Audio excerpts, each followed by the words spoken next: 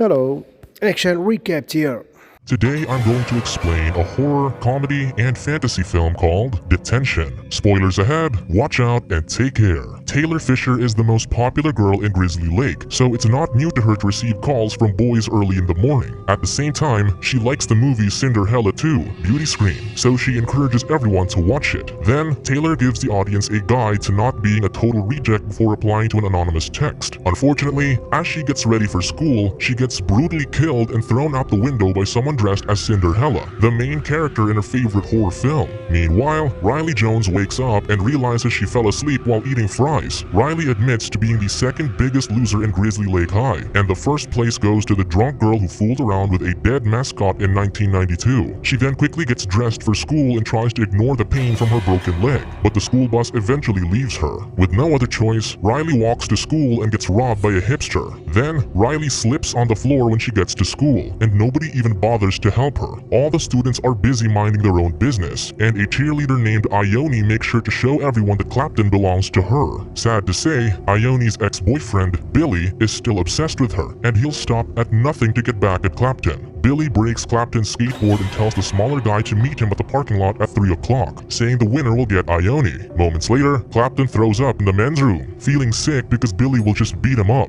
During class, Sander tries to get close to Riley and asks her to be his prom date. However, Riley is not interested because she only has eyes for Clapton. Then, the teacher, Mr. Kendall, scolds them for being noisy, telling them to use what they've learned about quantum physics to build a time machine. So Sander returns to his seat and talks to his partner, Toshiba, while Clapton triggers the fire alarm system by lighting a Florence flask. A week ago, Clapton got called to Principal Verge's office for ruining their yearbook. Still, Principal Verge tried to understand Clapton, asking the boy for an excuse to let him graduate. Principal Verge wanted Clapton to impress him and get an A, or otherwise he'd be expelled. Back in the present, Clapton is happy to receive an A from Mr. Kendall, but as it turns out, it's actually an F. Then, during cheerleading practice, Mr. Cooper tells Ione she'll replace Taylor as the head cheerleader for the Grizzly Lake Bear playoff game. The man also informs Riley she'll be the mascot, and Riley can't even complain about it. In the gym, Sander talks to Clapton about Ione, asking if he has a thing for her. So Clapton explains that Ione is an old soul trapped in a hot cheerleader body, but Sander finds that hard to believe. At the same time, in the auditorium, Riley explains why they shouldn't consume meat during a debate.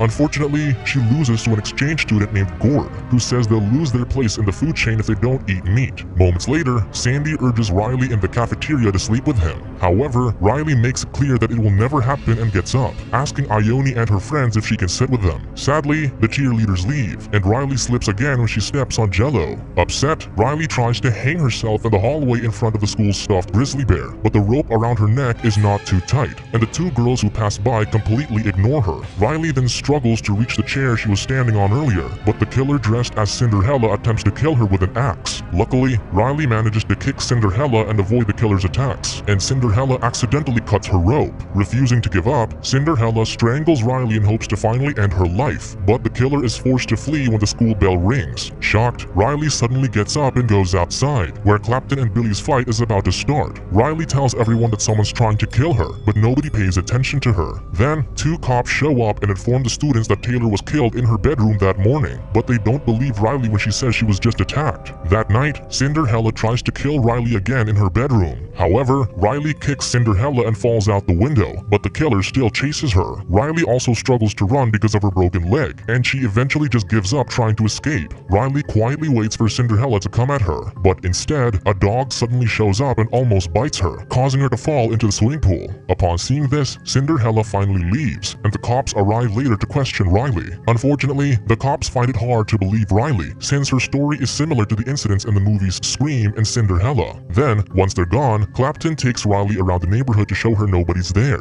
They also talk about dancing and Ione's love for 90s music, and Clapton mentions his plan to watch a movie with his girlfriend the next day, so Riley says she'll join them before walking home alone. While watching Cinderella 2 in the theaters, Ione and Riley argue because Ione won't stop making 90s pop references. They then go to a bowling alley with Sander, and Ione tells Riley she's not pretty enough to be killed like Taylor. Also, Ione says Cinderella wants to kill her more because she's more beautiful than Riley. 6 months ago, Ione urged Riley to ask Clapton out. However, Ione started liking Clapton, much to her friend's disbelief. Unfortunately, that's the reason why their friendship ended, and their hate for each other just grows by the day. That evening, the students of Grizzly Lake High cheer for their football team. At the same time, a slimy white liquid oozes out of Billy's hand, so he fails to pass the ball and just runs away. He then collides with Riley and apologizes, and when he gets up, he throws up acid on his teammate. In the locker room, Billy reveals to Riley he has fly blood in his veins. As it turns out, Billy found a meteor in their backyard when he was young and touched it, causing his hand to be deformed. So his father covered his hand with a television, and Billy became a laughingstock because of that. Then, when his hand finally healed, he became strong, started growing wings, and throwing up acid. Sadly, Riley doesn't believe Billy's story and just tells him not to fight Clapton. Annoyed, Billy pushes Riley away and tells her to get lost, but his hand gets stuck on the girl's costume. Billy tries to remove it while Riley struggles, and when Clapton walks in on them, he thinks they're fooling around and leaves. Later that night, the students go to Sanders' house for a party. There, Riley gets drunk after seeing Clapton and Ione kissing, so she makes out with Sander to make her crush jealous. Sad to say, her plan doesn't work, but Sander still takes that opportunity to score with her. Toshiba and Toby T can't believe what they're seeing, and when Sander touches Riley, his finger gets stuck in her suspenders. Irritated, Riley slaps Sander just to get him off her, but the guy accidentally rips her top and exposes her chest. To make things worse, a student decides to take a video of them. Outside, Billy and Clapton finally fight. Billy ends up burning his hand on the grill when Clapton punches him, but he doesn't even feel the pain and only gets angrier. Then, Riley trips Billy before he can take another swing at Clapton, and Ione insults him in front of everyone and reveals that his seed glows in the dark. Humiliated, Billy heads upstairs while throwing up acid and locks himself in a room, where his eyes glow red. Cinderella is there to kill him, but Billy defends himself and gets his hand stuck inside a television. Unfortunately, it isn't long before Cinderella severs Billy's arm and slashes his neck, and everyone downstairs gets shocked when the window breaks because of Billy's dismembered body parts. In the morning, Principal Verge questions Riley about the incident and her video, which also shows what happened to Billy.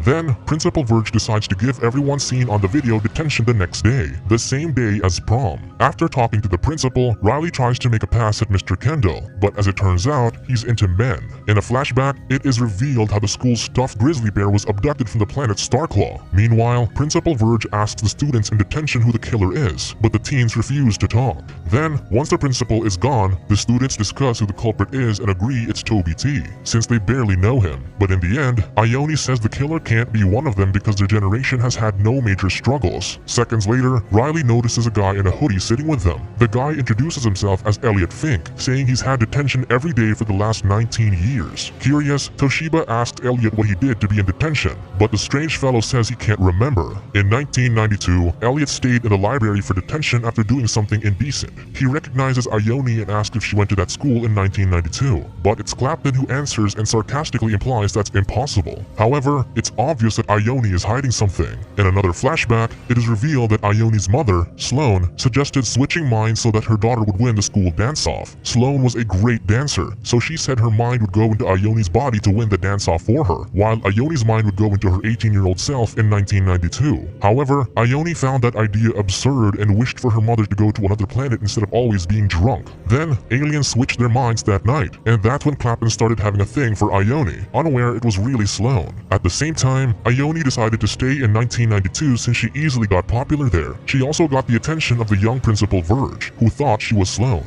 Unfortunately, Verge got rejected when he asked Ione to prom, so Verge started making explosives during science class since he couldn't accept a future without Sloane, but he only ended up hurting himself and leaving a scar on his face. Back in the present, Riley gets scared when she finds Taylor's stuff on her desk. Finally, the students realize that the killer is one of them, so they watch Cinderella 3 on Toshiba's phone to see what the killer will do next. However, the movie only frightens them, and they tell Principal Verge that all of them are about to be killed. Of course, the principal doesn't believe them, and he scolds Mimi for interrupting him while he's talking. After that, Principal Verge notices Elliot but doesn't talk to him, and just reminds everyone not to do anything silly. Then, Principal Verge leaves and closes the door, where Gort is impaled with a ceiling fan. At the same time, the principal gets killed in the hallway by Cinderella. Concurrently, the students barricade themselves in the library as Elliot declares he solved the equation. Elliot says if those numbers are correct, the world is ending in 10 minutes. He also adds that the destruction is man-made, and when Riley asks how they can stop it, Elliot reveals it'll happen in 9.5 4 minutes in 1992. Elliot thinks somebody went back to 1992 to change the history by blowing everything up, making Riley realize they're talking about time travel. Upon hearing that, Toshiba admits he's been building the school bear into a time machine for science class. Then, the girls notice that Sander and Clapton are missing, so they all go out to find them and ignore the body of Principal Verge, which is cut in half. As they head to the bear, Riley points out that Clapton is terrified of the future and thinks he's responsible for the killings, since he hates the principal and Billy. Toshiba then sends Riley to 1992 using the bear time machine, and Riley confronts the younger version of her father as he drinks and tells him that's why her mother left him. Meanwhile, Clapton participates in class and finally receives an A,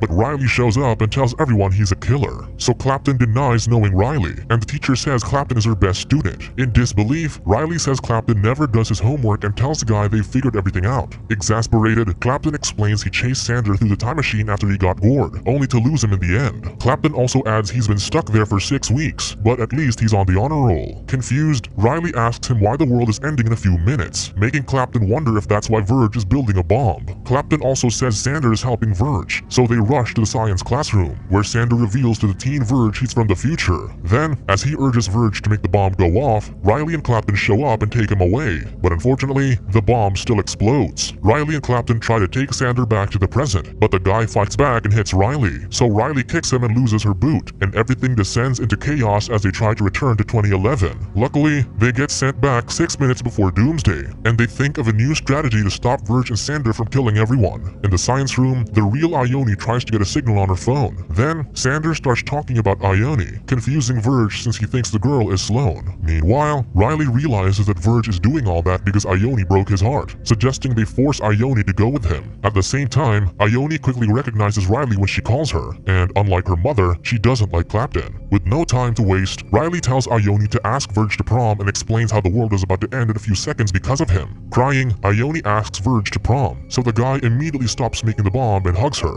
Then, Riley looks for the time machine switch in between the bear's legs when its door suddenly closes, and Elliot takes a picture of her. Sadly, Elliot gets detention because of that. Once the time machine opens, they immediately try going back to 2011. However, Sander stops them and makes the bomb go off, but he only blows himself up. Then, Riley and Clapton finally return to 2011 and realize they've changed the future. Principal Verge is still alive and is now Sloane's husband, and Toby T and Gord are bandmates. Despite everything that happened, Clapton doesn't forget to show Principal Verge his high grade. At the same time, Sloane talks to Riley and thanks her for forcing her to ask Verge to prom, revealing that Ione is still stuck in her body. Of course, that means Sloane is also stuck in her daughter's body, but there's nothing they can do about it anymore. Then, Riley and Clapton become the prom king and queen, so Clapton takes Riley's boot from the shelf and dances with her. Moments later, Clapton is about to kiss Riley when she sees the memorial for Taylor and Billy, realizing they didn't change anything. Cinderella then comes at them and breaks Riley's leg before removing his mask, revealing that Sander is the killer. Sander is mad at Riley for not sleeping with him, so he throws away his knife and gets an axe, which he uses to casually decapitate a girl. Enraged, Sander tries killing Riley and tells her she's pathetic like her friends, but Clapton stops him, and they get into a physical fight. Unfortunately, Sander stabs Clapton, leaving Riley with no choice but to help her new boyfriend and bite Sander's hand. As they continue to fight, Sander takes the axe Riley just picked up and prepares to cut off her head,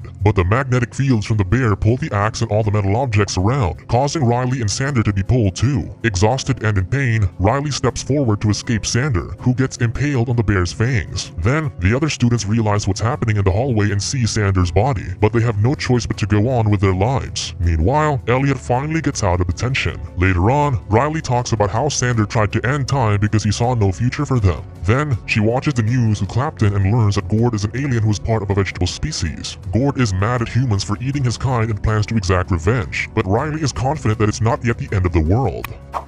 Subscribe to watch more videos like this.